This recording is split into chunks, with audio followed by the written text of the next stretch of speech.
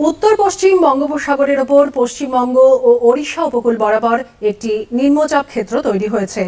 উত্তরবঙ্গে বৃষ্টির পরিমাণ কমবে এবং দক্ষিণবঙ্গে বাড়বে বলে জানিয়েছেন আলিপুর আবহাওয়া দপ্তরের অধিকর্তা ডক্টর সোমনাথ দত্ত।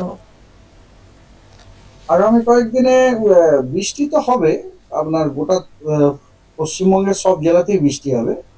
হ্যাঁ, তবে বৃষ্টির ডিস্ট্রিবিউশনটা কখনো হোয়াইট হোয়াইট স্প্রেড, কখনো ফেয়ারলি হোয়াইট স্প্রেড, কখনো স্ক্যাটার।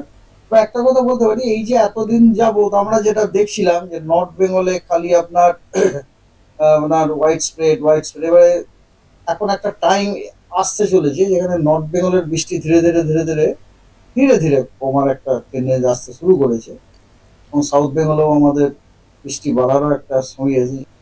পশ্চিমবঙ্গ এবং উড়িষ্যা কোস্টের লাগোয়া ওইখানে একটি নিম্নচাপ ক্ষেত্র তৈরি হয়ে গেছে, দক্ষিণ পশ্চিম দিকে ঝুঁকছে। এগুলি খুবই ভালো সাইন।